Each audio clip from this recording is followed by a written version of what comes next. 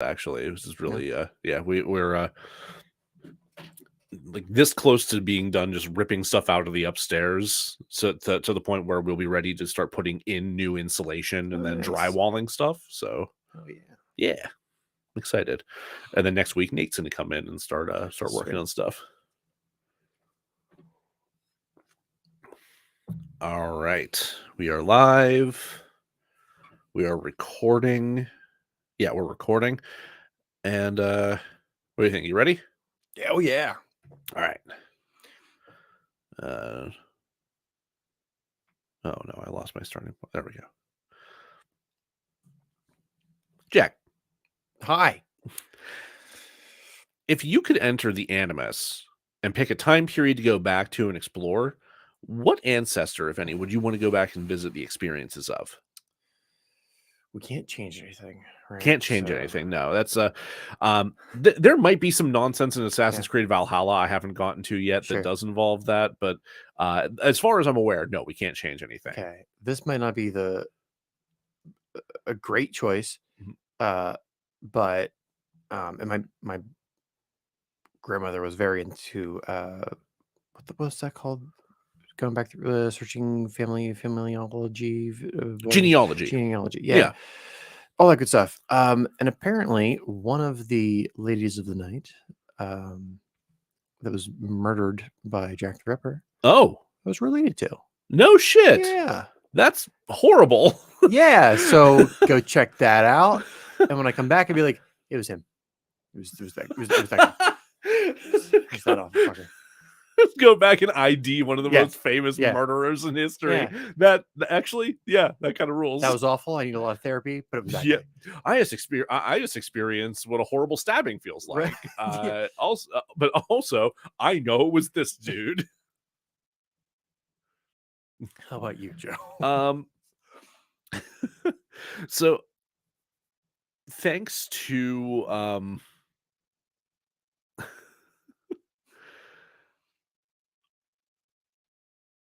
oh God, sorry, my train of thought just derailed for a second.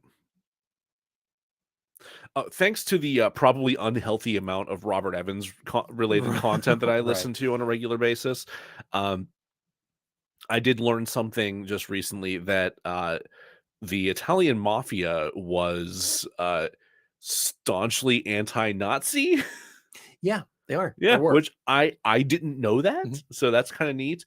And given that my mom's family is from Italy, maybe there's some relatives that stayed behind that I could maybe tap into. Just get some of that good old fashioned organized crime Nazi hunting in. I forget which famous mob guy was like, I'll kill her for you. Yeah, send me. I'll kill him. Fuck him. I'm gonna kill some Nazis for you guys. I gotta get away from Mussolini for a minute. Just please, I'll go kill some Nazis. Absolutely. Oh my God. Can you fucking imagine though? Just I would watch the movie for sure. Yeah. Though then again, part of me would really also want to go back into my dad's side of the family and just see just what kind of debaucherous nonsense my Irish side got up to. Speaking of the mafia, I forget what famous gangster. So there's a lot of either criminals or lawmen in my ancestry. Feels right somehow. Yeah, I'm pretty sure mine's leans criminal, but I don't know for sure. But I had like a great grandfather who was like a sheriff in a small town, and we'll say Capone just so I have a name. Sure. But like somebody of that caliber came into town, sat down at the dinner table in this restaurant across from my great grandfather, the sheriff. That's wild. And they just had dinner together, and there's nothing he could do because it's the mob. He was surrounded by guys, so it was almost like this weird power play. So he just purposely went and sat down with your ancestor? My ancestor, comma, the sheriff. Yes. Yeah, just purposely went and just like, how you doing, sheriff? Yeah, and they just had a dinner together. What the fuck? That is a bonkers power move. It is a weird power move. Oh my God. And maybe it's because I'm hungry, but like that'd be a fun event to check out. Just, if you could have dinner with one gangster, who would it be? Ooh. The question I didn't expect to ask today. God, I don't that's an area of true crime I've been less interested in. Yeah, Personally. honestly, same. Yeah, I don't know my organized crime very well. Yeah. Yeah. Oh well. Welcome to DeRazzled, everybody, the podcast where we take award-winning worst films and attempt to fix them. My name is Joe Nealis. I'm your host, and with me, as always, is also host Jack Culbertson. Hi. Hi. So if you're joining us, thank you for continuing on with our journey through 2016's Assassin's Creed, starring Michael Fassbender and Marion Cotillard and company. Last episode, we spent a lot of time talking about the film itself, what worked, what didn't work, the story and whatnot, some of the game history, some of the shenanigans Ubisoft had gotten up to. But there's something that we really didn't dig into that much, and is something that is at the crux of this series in and of itself, and is the thing that really attracted Michael Fassbender to the project to begin with, and that's the idea of genetic memory. So, Jack, how likely do you think it is that you can just jump into your ancestors' full-blown subjective memories through your my genes? through your genes? Yeah. God. Well, it does make me glad that I've decided to never have children. So Take that, you creepy future voyeurs. Yeah. My memories are my own, you shits. Not good, I hope. Yeah, no, this is absolutely no feasibility to this. Great, no, perfect. No, so this is the problem with the idea of genetic memory. So, Assassin's Creed depicts ancestral memories as something just straight up encoded into our DNA that can be tapped into with the right technology. So, it's a sci-fi justification to just have fun with the past, basically. The real life idea they're building from is actually referred to as epigenetic memory. And it's more or less is the idea of like altered gene expression passed from generation to generation. So I'm not a scienceman, you may have noticed. So I asked the person closest to me who does engage with science on a regular basis, Steve, my partner Becca. So Becca was a guest. I could have asked Steve too, though. That probably would have been a good idea. But Becca's more thoroughly, actively involved in like brain research and whatnot. Okay, so I figured she's a little bit more on the like actual like research and academic side of things. Where science isn't just one giant topic. Yeah, and believe it or not, you're a scientist. You know these things, more or less. So I asked Becca about this. If you listened to our Mommy Dearest episode, you'll remember her from there. She did ask that I give a caveat to her to this before I read her quote.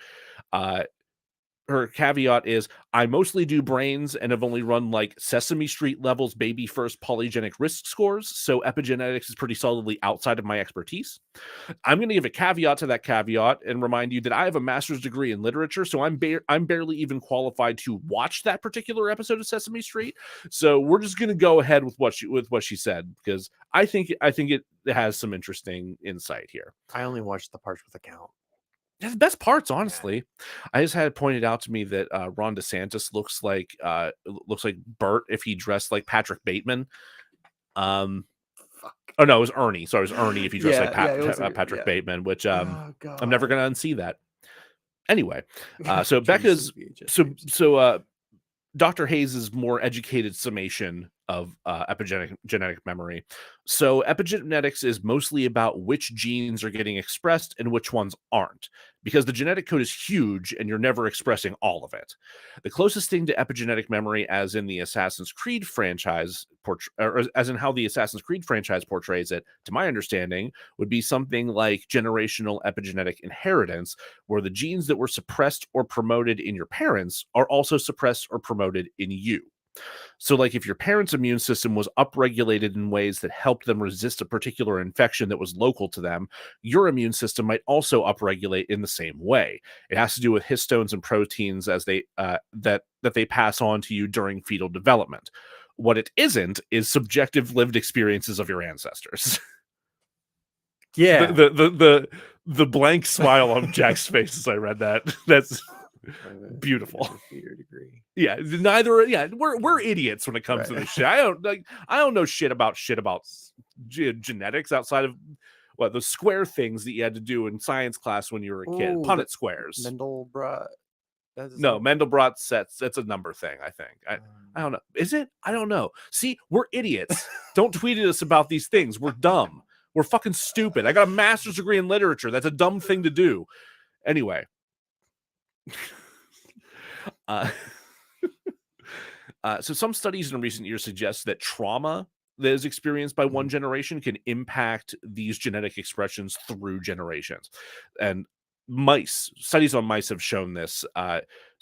Mice who are subjected to like scary stimuli can pass on their same fear response to their offspring.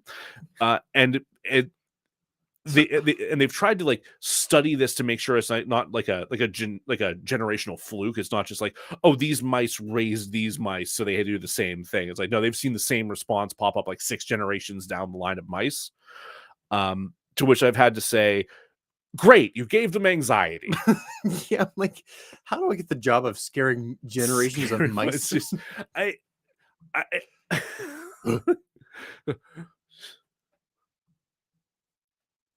Get the cheese. Get closer to the cheese. Come on, just a little bit more. Yeah, and you've scarred that entire line of mice. And that's what your PhD got you. Oh, God. But they haven't really been able to do like real human trials to try and look into this kind. They haven't really been able to do real human trials to look into these kind of things. But something that has been observed, at least among a very small group of a small group of people, is that the children of some Holocaust survivors have shown just uniquely low baseline levels of cortisol. So like stress hormones, like, so basically your parents or grandparents went through the worst fucking thing imaginable. So like the horrors of regular life they just don't phase you at all. Right. That kind of thing. Now, but there's not like they haven't really figured out a way to like confirm, like, is that what caused this, or is there some other factor? Sure. People are hesitant to really say that generational trauma does this kind of thing because it makes generational trauma seem kind of like insurmountable and inevitable, which is kind of fucking bleak. So it's not quite pseudoscience, but it's not science. Yeah, like it's kind of a gray area in between where there's some conjecture and there's some like some people suggest overinterpretation of data that's taking place. And then there's also just like the X factor of like, how do we know this is what caused it? Because like, how do we know that like this person experienced trauma and that trauma just turned them into a shitty parent? So they just parented their kid like a fucking asshole, like, and then their kid turns into an asshole. Like, one thing to research generations of mice, which have a limited lifespan, versus generations of humans that live a lot longer, are way more fucking complicated. Yeah. Just Yeah. Yeah. And of course, we as traumatized filmmakers are not scientists, and this is a movie podcast. So we'll get back to doing that thing after we take this break. So if I were to reproduce, that child would make even more upsetting and traumatized films. Oh my God, Jack. We'll be right back. This is why I don't reproduce.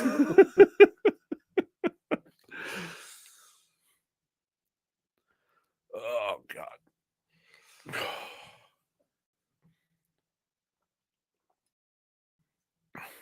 Why are my feet tingly? Got the gout? I don't think so. I fucking hope not. One of my coworkers has gout and he's like miserable. Like, oh my God, his feet fucking swell up sometimes, and it's just like it's horrible. Yeah.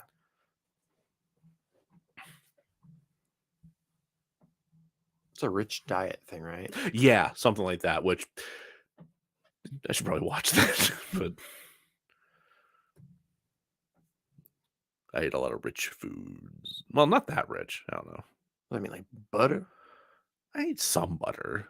I don't eat an unreasonable amount of butter. I also spent a lot of my life avoiding butter. Just, I don't know. It's a weird color. Yeah. Doesn't seem right. Come from milk and it's yellow. Yeah. How do they do that? That doesn't seem right. I don't trust it. Now, if it was derived from a banana. No, that's now how we're you get your talking. butter. That's a banana butter. Cletus, get them bananas out that churn. I tell you again. I'm going to be fucking miserable tomorrow. Yeah, me too. It's fine. All right, ready? Yeah. Oh yeah. Welcome back, everybody. So I know I said we're going to fix this movie. We're not going to do it just yet.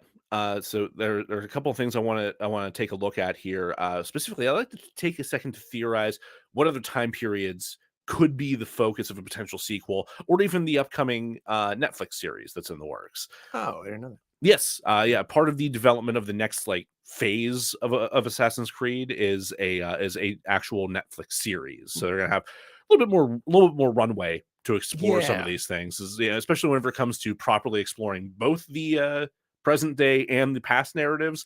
A series would probably help. Well, let's hope they do a better job than they did with Resident Evil. Oh, good Lord, don't even get done.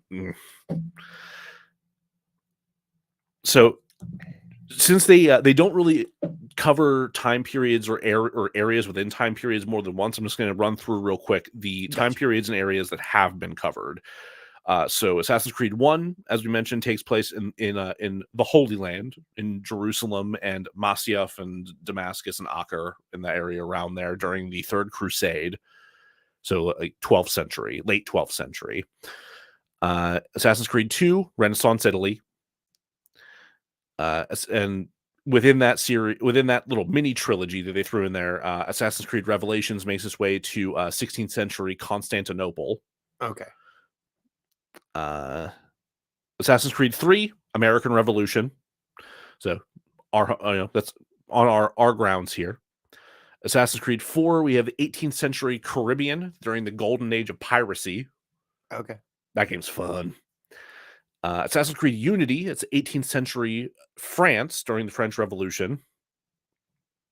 Assassin's Creed Syndicate, it's 19th century Victorian London, plus a little bonus touch of World War I if you find that area.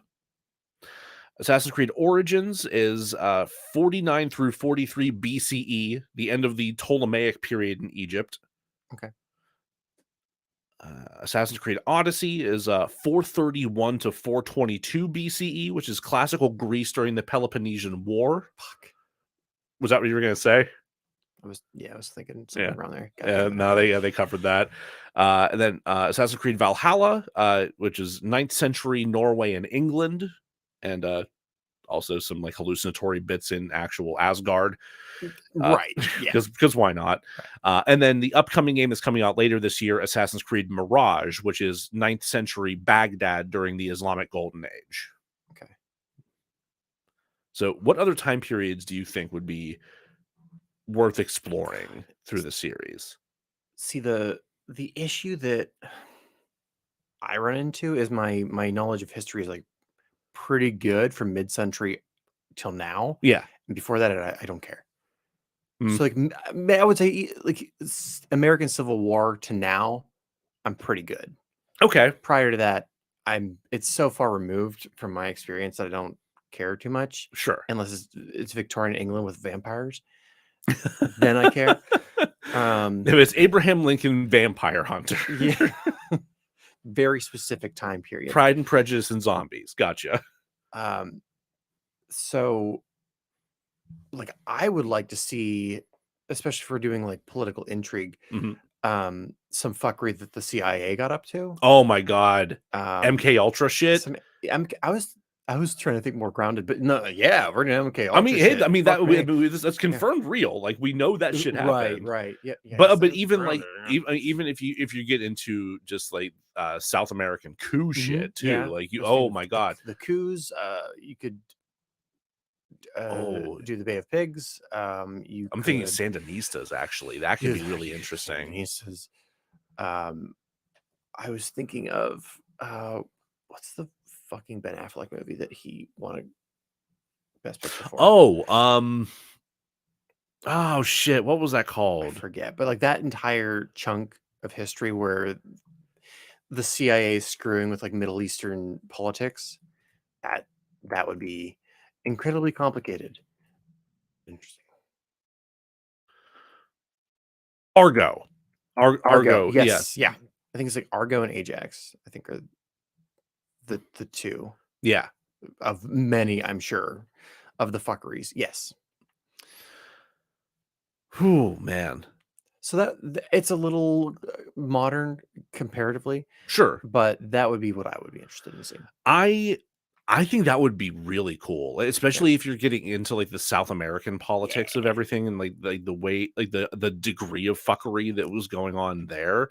I think that could definitely be an interesting way to explore some of that stuff. And I wouldn't be surprised if you see like a HBO Watchmen effect where people are like, "Oh, I didn't know that Yeah. happened." Like, Yeah, that's a good point. Yeah. yeah, because like my brain immediately jumped to like the Civil War and what and That would be like pretty around cool. that time, but it also feels like kind of hackneyed. It feels like cliche to be like, oh yeah, no, we'll go back and explore that great Civil rift. War, World War II, even Yeah, one. like either one of Yeah. those is like it would be interesting. I'm sure Yeah. they could do something cool with it, but it's also like fucking everybody does that Yeah. shit. Like every time there's a time travel thing or a war thing, it's about those. Right. Um, and the area that we're talking about, it's long enough and vast enough that you can explore a lot. Yeah. Because sometimes these games take up like a decade Yeah. or more of time, um, covering whatever like murder of a historical figure has to take I place. want to murder the Dallas brothers. Oh my god! There, I said it. It's been nice knowing you, Joe. Wow, you really like you Yeah. snuck that. Not even just a way to get canceled, but a way to get murdered by a Right. 3-letter agency. Mhm. Just thanks, bud. What a way to go. Oh, I always wonder what it would God's feel like to sake. be waterboarded. Oh, just hey, are you gonna be home soon? No, I'm in Abu Ghraib. Just Okay, well,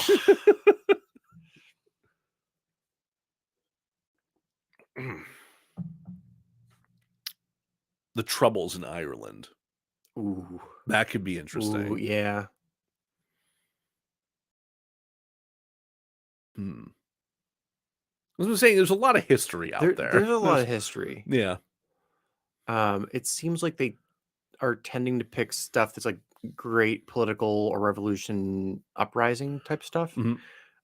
So I'm not just like caveman. Neanderthal. Yeah. Just Uh, but yeah, no, there's a lot of options. so I know that there's a game in development that's focused at some point in Chinese history. Yeah, the Boxer Rebellion. Maybe I'm not sure. They've been really hush hush about Sure. details on that one because it's like a down the road project for right now. Um, there might be one set in Japan as well. I'm not 100% sure what's happening there, but that's one of those regions and histories that Yeah, people have been like clamoring for a while. feels kind of obvious to have like feudal Japan. Right? Yeah. Yeah. Like I feel like that would be that would be rich. That would be a lot Yeah. to work with there, but they're working on it. Like that's The already Ninja Turtles kind of already did it, but Ninja Turtles did kind of already do it. That's true. they Yeah. didn't do it well. No, that's the bad one. Yeah. Oh, buddy. I'll never forget was April claiming to be a witch and by holding out her Walkman. She God, trapped a bunch of tiny men in there. it was a silly time. It was a silly time, absolutely.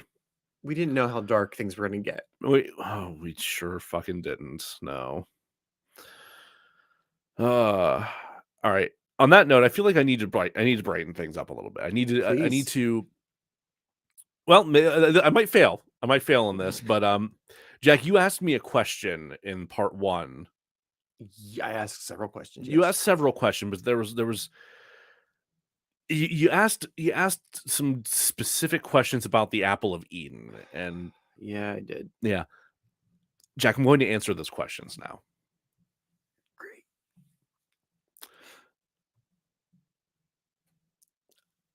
Aliens. Fuck off. Fuck you. Okay. Fuck that. Not quite aliens. It's not quite aliens. So there was a precursor civilization that existed before humanity, known as that was referred to as the Isu. They Celestials got it.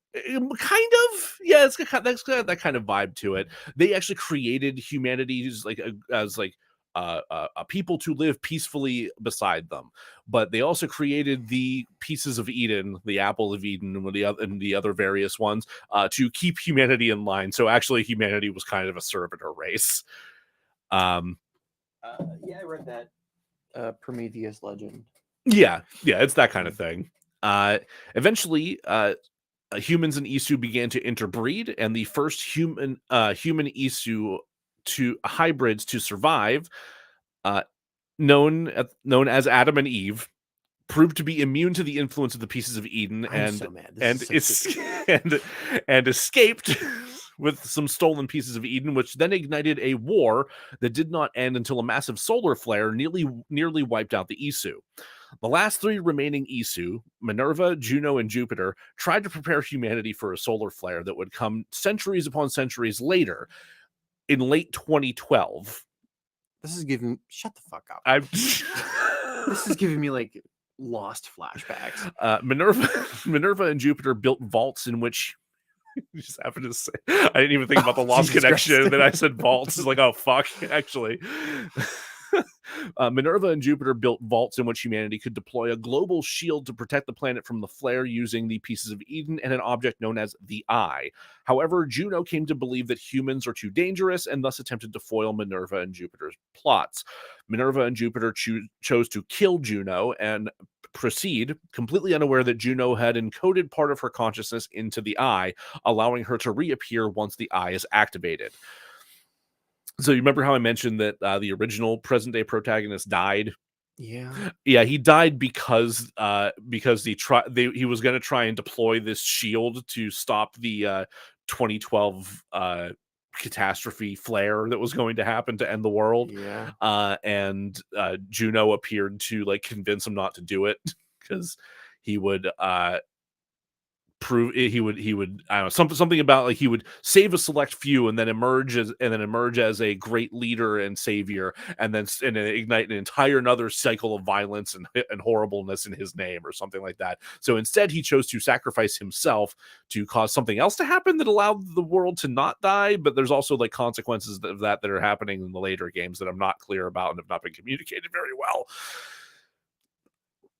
But why? Why midichlorians? Why? The Isu eventually faded from existence, the pieces of Eden lost, and the mentions of these precursor beings relegated to faint threads woven throughout our mythology and various religions. And it's only through the efforts of the clash of the Assassins and the Templars, and the efforts of the Templars to dig all this stuff back up to gain control over the rest of humanity, that they've really come back into play. I don't know why. I can't answer that why there, Jack. But it does kind of explain why an order of assassins that was specific to a particular time and place and part of Islamic culture somehow formed in ancient Egypt in the days before Christ. You were not wrong. I did hate that. It felt like they did well, but it's so early in the series, right? It's like they've already hit on that weird shit in the like the second or third game.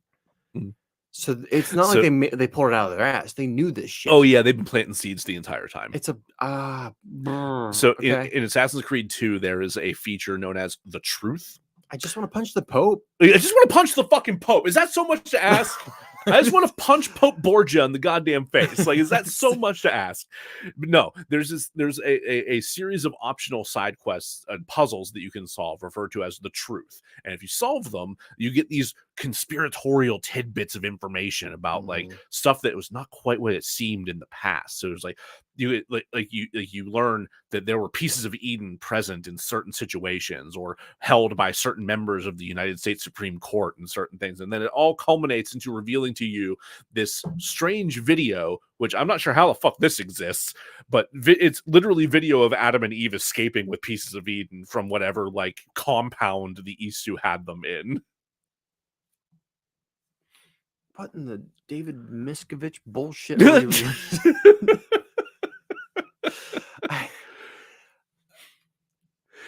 Yeah, it's bonkers. It's absolute bonkers nonsense. Okay, well, I'm not going to get less upset, so I'm pretty mad. I do miss my Lovecraftian monsters who don't give a fuck after listening to whatever those are. Yeah, this is definitely different than the indifferent universe that you have posited. This is much more of this is much more of a goofy clusterfuck.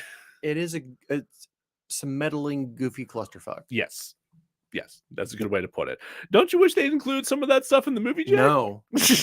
No, I don't. No, I'm very okay with that having me left out. They made a good decision there by leaving all of that out. Yeah, I think they did too, honestly. I didn't like they're doing biblical shit, let alone the alien biblical shit. Alien biblical shit, harkening back to the like weird Mayan calendar apocalypse that people talked about. Yeah. Missed opportunity. Yep. Oh, good lord.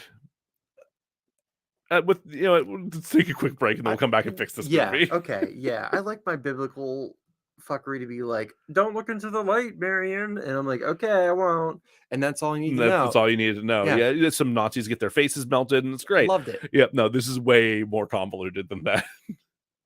We'll be right back.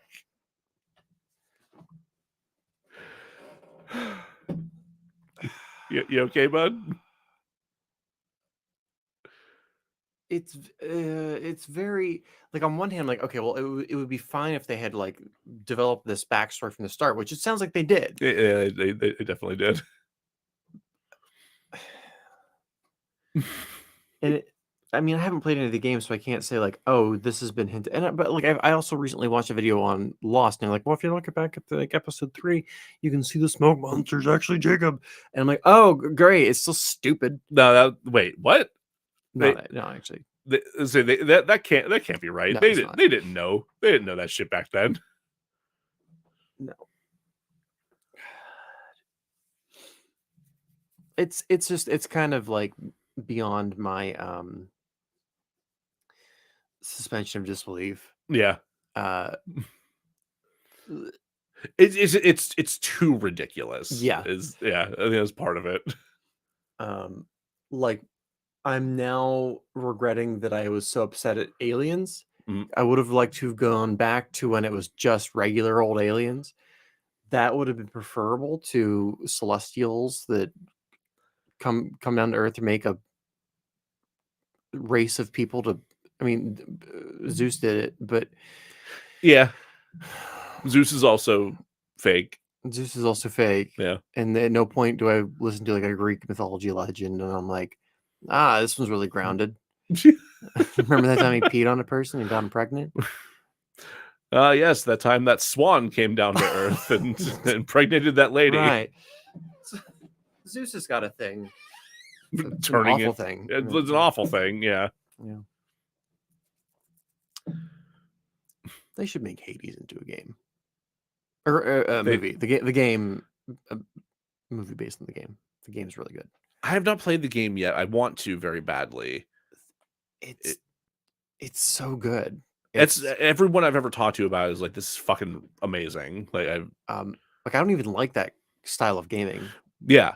But the intricacy between the relationships and the ever evolving story, and just like, oh, like you talk to this person over here, so that affects this, and this. Or I do like that. Yeah. Like little things too, not like big story arcs, just like, oh, now you can, Medusa's gonna be like flirty with you. Ooh. Yeah. Dangerous. Yeah. They also do like pretty heavily hint that the protagonist is bi, which I do appreciate. I do appreciate that, yes. And I think they're already there's a sequel in the works. Yeah. We were playing as like his sister or something like that. Yeah, I forget the specifics, but game is hard as hell, but it was fun. I want to play it. I want to play it real bad. All right, you ready to wrap the shit up? Please. Welcome back, everybody. It's time for us to attempt to fix Assassin's Creed. Now, to be 100% clear, as I mentioned in the first episode, I actually like this movie a lot more than I remember from my first viewing back when it came out. But as we've discussed, there's definitely some improvements that need to be made here. If you're not familiar with how we typically do things, we have a couple of rules that, in place whenever it comes to fixing a movie.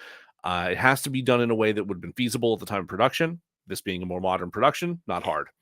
Uh, we have allotted ourselves 2 recastings, unless, of course, the somebody in the movie turns out to be a like Kevin Spacey level piece of shit, or Jeffrey Jones role. the Jeffrey Jones rule is established in our Howard the Duck episode. If they have done something reprehensible, and then they can be a free replacement. Yeah. Not applicable in this movie, as far as I can tell. Not unless people are listening to this from the future and Michael Fassbender likes to eat human flesh. Armie Hammer already did that. Yeah. It's kind of hackneyed. Yeah, we're okay with it now. No, it's just we've evolved as a culture. Cannibalism. Weird, huh? Yeah. Herman Melville didn't see this coming. Fuck.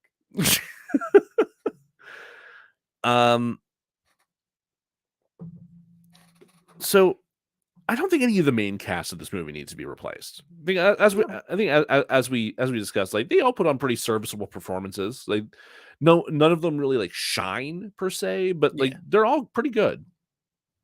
The only one I think I'd mentioned potentially, like Ariane Lebed, like, she did a pretty good job with like, dialogue wise, like emotion wise, like acting wise, pretty solid. But the lack of comfort in her stunt performances kind of took me out of a couple of those moments. I'm not sure. I don't think that that's necessarily a replacement level offense, Right, but if I were to put somebody into that role that I think could handle that interaction and those scenes, but would also potentially be more comfortable in the stunt situations, I would, based on who I could find that would be available at the time. Sure. Because originally Alicia Vikander was going to be cast in this role, but then she took a role in Jason Bourne. She would have been good. She would have been good. I found Jordana Brewster, who's probably best known as Mia Toretto in the Fast and the Furious movies. A franchise I've actively tried to stay away from. Is a movie, there's a franchise that you've like purposefully not watched, and I've seen a few of them, or a couple of them. I'm mad it exists. Yeah, it's fine. I guess it's understandable, but also like a bunch of people that we know are like super into it. I know it's like high budget camp. Yeah. Which I kind of want to go through and watch all of them, but I'm not in like you go right ahead. I'm not in a rush to do it, let's say. But I would consider casting her in this particular role, since she may. I don't know if that particular character is like involved in a lot of the stunts and whatnot, but who knows? Maybe. Instead of recasting a second character, I'd actually like to add an action unit director to this film to help assist Kurzel and his cinematographer Adam Arkapaw with capturing more visceral and engaging fight and stunt sequences. Probably a good choice. I mean, I think so. Like we said, that was one of the most pressing issues with this, is they weren't getting good footage of these stunt moments, and it really hurt the film. So I think the choice for this role, for this responsibility, is an absolute no-brainer. Chad Stahelski. 2014's John Wick set an entire new bar for what an excellent action film looks like, and that is largely due to Stahelski's stunt experience translating into outstanding cinematography, solid editing, and believable choreography. Directed very well as on top of that. As we'd mentioned, or as few cuts as possible, allowing you to really feel the impact of the hits and shots, and very intricately plotted camera motion to help really translate some of the more key moments. Like, think about the club shootout in John Wick 1, where he eventually gets thrown off of that second floor balcony. You feel the impact of him hitting that floor whenever, like, because they let it play out as just one big shot just happening right there. I'm all about it. I think it's a great choice. Thank you. Yeah. What's more, actually, they could take further influence from this franchise because it is a absolute model in intricate yet subtle clandestine world building. The way that Stahelski and Derek Kolstad give you just enough information in the first film to establish like the basic functions of this like this secret world that exists among our everyday existence of all these hitmen and mercenaries and like the system of the hotel and everything and the coins, like you get just enough Mhm. to really like understand the base level of this world. And then each iteration of the series thereafter like builds on it and twists it just enough to make it Mhm. interesting, to help draw you in further, flesh it out more without taking away from what the fuck is happening with John specifically. I've only watched the first one. The second one might be my favorite. Okay. The third one's also very good, and also features Halle Berry. I haven't seen her in a minute. I haven't seen her in a minute, but she also like commands a couple of armored dogs that get in Oh, on the shit. violence and like Okay. fuck some people up. I watched a dog leap off of Halle Berry's back to climb like a 20-foot wall and bite a dude in the junk. Like incredible. I see that as a movie franchise I would not mind sitting down and watching the whole way through. I have all of the available Blu-rays right Great. now, so we will do that. Now you might be asking, if you are asking this, I question why, but you might be asking, Joe, if you're suggesting Stahelski is an action unit director, why not focus on his last turn as an action unit director before Assassin's Creed came out? That's a great question, but the answer to that question is incredibly stupid because the answer is I refuse because that movie is Hitman Agent 47. And that movie was absolutely fucking terrible. Have you seen a Hitman Agent 47, Jack? No, and Would you like to guess the Rotten Tomato score for Hitman Agent 47, Jack? 7. 8. Huh. Yeah. Audience score of 40, but right. there's no accounting for taste, I guess. Just genuinely one of the most boring action movies I think I've ever seen in my life. So disappointing. Yeah, and especially considering this was supposed to be a remake because it was the second Right. time that they'd made a Hitman movie. The 2007 one starring oh fuck, what's his name?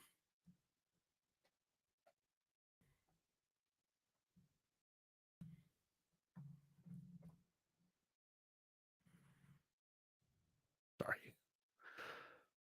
The 2007 one starring Timothy Olyphant did infinitely better than this, by which I mean it did 20. 16. Close. Yeah. It doubled. Damn. It doubled the score. Yeah, it's better. It's better. I will say for Hitman Agent 47, I enjoyed Zachary Quinto because Yeah, you don't see Zachary Quinto enough these days. No, So I even know. though this movie was terrible, it was nice to see him in some capacity. Pittsburgh's own. Local boy. Local boy. CMU grad. Gotta love him. But again, like the action was like fine, but it doesn't hold a candle in any way to John Wick. So we know the pinnacle of what Stahelski is capable of here. Sure, yeah. Okay. Now, the story. I will say there are portions of this where I just don't touch the story very much. Sure. But the way that we get things started is utterly important to me. So instead of opening on Aguilar's initiation ceremony, we're going to just start with young Cal in California finding his dead mom and being told to run. So we're like that scene's going to play out largely the same. Like we're going to like we get the the motifs of crazy. We get the blood is not your own. We get those tidbits to build off of. But instead of just kind of like fading out and passing and like letting the scenery and the eagle take the camera wherever the hell it will, Sure.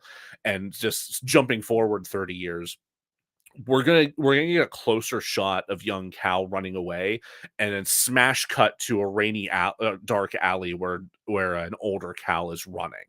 He's being chased by police. There's one version of this that I have in mind where he's just being chased by police, and you're hearing the radio chatter of the police chasing him that he's just murdered an undercover officer. That would make more sense. Yeah. I'm also going to explicitly have this just set in Texas, just have make sure. yeah, just you got a death penalty state. We're establishing that right away.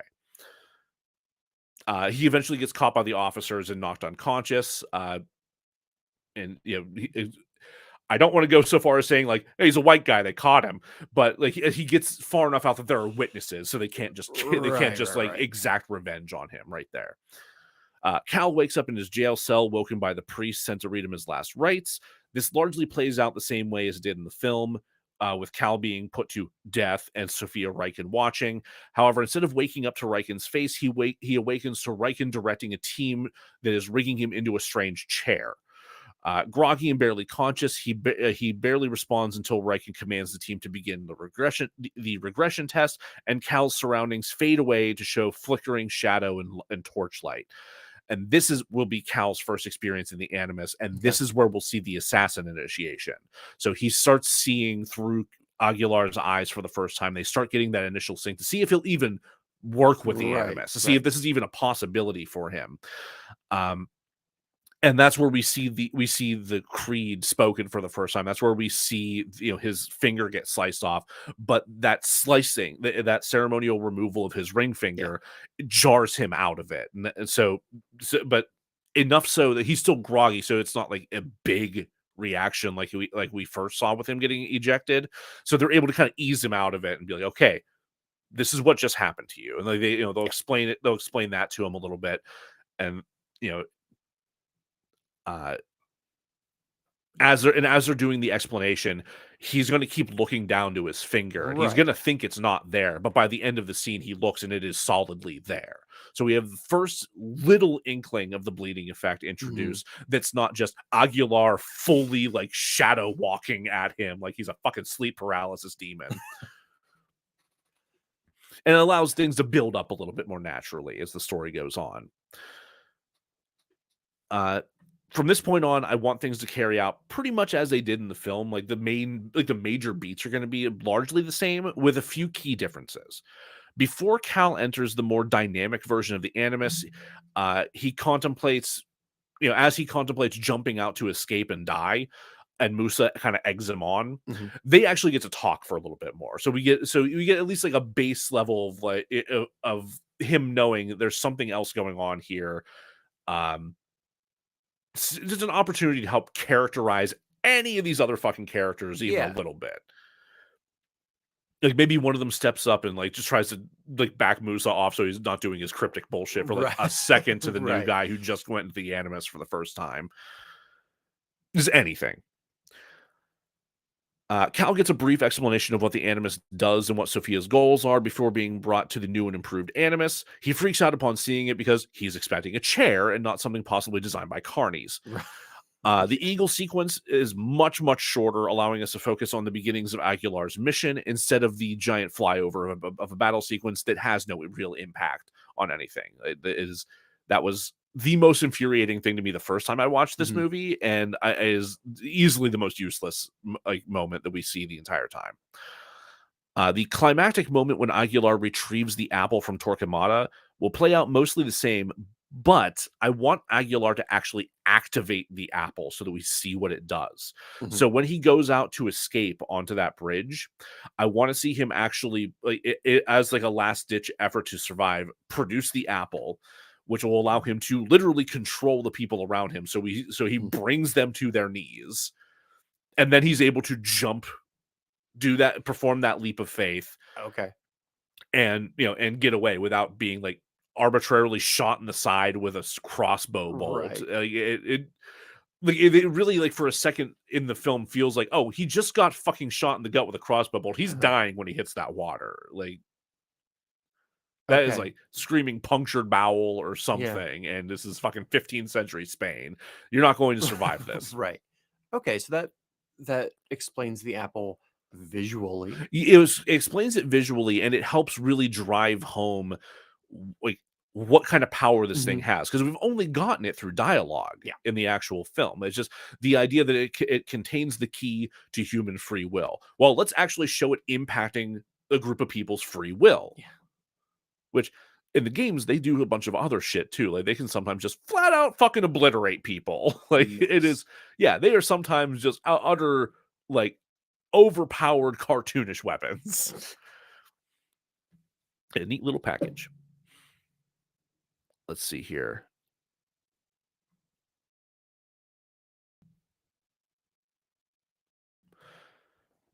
The other thing that this does, in addition to showing off what the Apple can actually do, is it creates a trifecta of elements factoring into factoring into that glitch out of the animus that leads to like the big revelation and like the big moment of acceptance for Cal. So at that point now we've seen the or at this point he has learned about the truth of his mother's death and Mhm. then watched a fairly similar parallel situation regarding Maria, watching her death take place, Right, okay. her sacrifice in order to keep Cal and the Creed alive. And we've also got, the awe-inspiring terrible power of the Apple of Eden on full display, that combined with the performance of that leap of faith into the river to get away. So the mom parallel, Apple of Eden, Yeah, leap of faith, all of that combined shorts out the animus, breaks it in a way that they didn't think was possible, and causes okay. that wholly unique instance of all of Cal's and assassin ancestors surrounding him and like revealing to him the reality of his history, culminating with his mother. Okay. Uh, and of course, Aguilar does not pass the apple off to Columbus because he would quite obviously be a Templar. Instead, Aguilar goes to Amerigo Vespucci. Otherwise, the result is the same, but we don't have to think about Christopher Columbus. I'm for it. Can he can he punch Christopher Columbus? You know what? There is an alternate version of this Uh-huh. that I had been thinking of where he tries to go to Columbus Uh-huh. thinking that he is a friend, but then Ah, realizes like almost too late that it's a yeah, fucking trap. And then yeah. so he gets got pretty badly on the way out, but does manage to use the apple to pull off another Right. escape, and then like just barely clinging to life makes his way to Amerigo Vespucci and is still able to get the apple out of there. Probably an unnecessary scene, but I'm gonna take it as canon. That's largely why I didn't start with it, Right. just because I felt like maybe that's a hat on a hat, Yeah. maybe it's a little much, but yeah, that is my say a punch up of Yeah. Assassin's Creed. That I wouldn't call it an overall fix, but I think it does address some of the core issues. And I think that with Stahelski helping Kurzel through this, I Yes. think it would be invaluable experience and learning for Kurzel, and also just another show off of how fucking cool Stahelski can be behind a camera. And it gets us into the story much quicker. Which I think again is one of the biggest issues. Like Yeah. I mean, even Fassbender is out here saying like it has three beginnings and that was a fucking mistake. Yeah. Like when the main star and producer of the film is pointing that out Right. publicly, like yeah, there's no ignoring it, right? How do you feel about it? Um, I kind of wish I had a little bit more time to write things out a little more thoroughly. Always. Yeah, which yeah, I know you feel the pain on that one, Yeah. but I feel pretty happy with this version of it. Like I feel like this would have been a very entertaining watch, and it sets up some threads to be picked up in the next version too. Yeah. Like we've now seen the Apple of Eden in use, so we now have a further route of exploration to go through to try and figure out what the fuck is this thing, because now Cal has it in his possession in the present day. And it's an opportunity to do something that we've never gotten to see in Assassin's Creed and actually play with that stuff in the Hmm. present day. Because one of the biggest disappointments for me, at least, because I am, again, one of the very few people that actually Yeah. gives a shit about what happens in the present day narrative of Assassin's Creed, like a fucking pervert, um, is that we didn't get to see a whole lot of Desmond in the present day. Like Assassin's Creed 3 gives you a couple of missions for him to actually pull off Sure. as an assassin in the present day, but they're very confined, set aside experiences, like standalone kind of moments that they help inform the narrative, and they Yeah. do some important things in terms of like killing major figures or learning new information, but then it all culminates in him sacrificing himself. Whereas, like, at least I was really looking forward to eventually having a full present day adventure Hmm. as Desmond. Like, I would have loved to have seen that, but no, Just that you. didn't. That yeah, just me apparently. Okay. And to my understanding, the same thing has happened again because for a little while after Desmond died, they stopped having a current day like fixed Okay. protagonist until Assassin's Creed Origins, and then they introduced Layla Hassan. So they had a young woman who is an ex Abstergo researcher who built a new version of the Animus herself. Not not like the movie version, even Sure. though like when they were first making the movie version, they were like, "This is actually way better than what we thought of, and we're going to start using this in the game." That never happened because look what Oh, happened. okay. Um, yeah, the movie didn't perform well enough. They're like, Right. Maybe we're going to hold back on that idea." And they did. They haven't deployed Hmm. anything like that. But the new Animus in the more recent games is like a mobile rig that you can take around, and you can like you don't even have to you don't have to have like the direct blood samples and whatnot. You can. It doesn't have to be your own ancestors now. Oh, Like okay. you're able to connect it to a sample of something from the past. Like Hmm. when they find the mummy of the assassin Bayek, it was one of like the original founders of the like Hmm. what they called the hidden ones before it was the assassin's brotherhood. They literally hooked the shit into his mummy basically, and then Layla's All able right. to experience his memories instead of somebody she's related to, and that's how you got. That's how you get to ancient Greece. That's how you get to the Vikings and shit. Like Right. it's Right. Right. Okay. finding these remote sites and plugging the animus into Interesting. these other objects. And but to my understanding, she dies at the end of Valhalla. I haven't gotten Mm. to that point yet, but I had that spoiled Sure. for me on a Right. wiki or something. Like she apparently something happens that kills her off. So now I don't know what the fuck happens from that point on. Like Hmm. what is the present day story after that happens? Damn. Yeah, Maybe she'll get better. maybe. Yeah. Part of me suspects that because, well, I'm getting like esoteric game shit here. It's not important, but my point is there was a lot of ground to work with to tell a really interesting present day story through all this stuff, but yeah, they keep kind of skirting around that so they can keep on Sure. exploring all these other pasts and all these other pieces of history, which is in and of itself really cool. But I want him to culminate with that. Like Sure. part of me still wants them to make it to that point where they can tell a really satisfying present day story in this universe. Yeah, I want to see um them assassins killing off modern day politicians. If that game comes out while Henry Kissinger's still alive, I swear to God. uh, I just want something as satisfying as the scene in Mars Attacks where they blow up Congress. Yeah, Yeah, yeah. That was a good it scene. was really good. It was a good movie. You should watch Mars Attacks. Uh, Joe, where can they find us? Um, well, first, what do you think of this What do I think? face? I Yeah. think, yeah, I think that it's makes sense. Okay. I understand what the fuck the MacGuffin is. It helps, right? Yeah, no, Like, I was like, I guess I just really like this Quidditch ball thing. It's gonna make people listen up. yep. But now it makes more sense. I like seeing more interaction with the people in the facility. It sounds like you put more emphasis on the in history stuff. A little bit. I mean, Um, I didn't add any mhm. additional scenes there, but I feel like changing the order, like Yeah, actually putting the initiation into the flow of the film better yeah, instead of having like a text crawl that leads to that initiation, right? yeah, Uncontextualized from everything yeah, else just yeah. felt weird. But yeah. Um, yeah, I think you did it. I think you, um, adding the what's the position called? Action unit Action director. unit director. Mm. Having that I think you're probably fresh.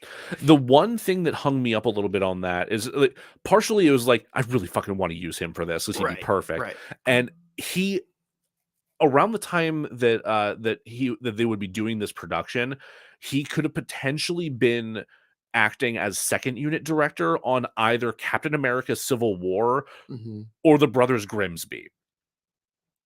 Those are the only other two projects that he was like doing work on between between Hitman Agent 47 and John Wick 2, basically. This is why God created cocaine. We get Stahelski all coked up. Yeah. It'll be fine. This is why the Celestials gave us cocaine. Here's some coke. Get on a plane to Malta. Let's go. I only had a nickel. Oh, God, I'm not flying you back again next time. Thank you for joining us for this. Thanks for sticking around through this. I hope you all enjoyed it as much as we did. I had a lot of fun doing an actual Fix episode. I look forward to doing this again in the future. If you enjoyed this, please rate and review the show everywhere you possibly can. Apple Podcasts, Spotify, Good Pods, Stitcher, anywhere you listen. It really helps us out and helps us get into more people's ears. If you want to follow us on social media, we are on Twitter at DeRazzled Pod, Facebook at DeRazzled Podcast, Instagram and TikTok at DeRazzled_podcast. You can email us at DeRazzledPodcast@gmail.com to recommend anything you'd like to see us cover in the future, recommend stuff you'd like to see pop up in our Redbubble merch store. Or if you have questions about the film festival of bad short films that we're putting together for next year, please message us about that. We are very eager to talk to people about that and get those balls rolling. But yeah, I think that covers everything. I think that do it. All right. Well, thank you again. Good night, everybody. Be sure to check us out next time, where, as always, we will be sure to razzle dazzle you.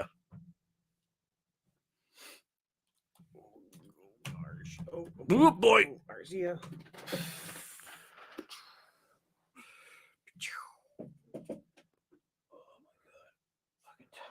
Yeah. So the recording time on that first file is 1 hour and 55 minutes. Yeah. The recording time on that second file is 1 hour and 1 minute. Yeah.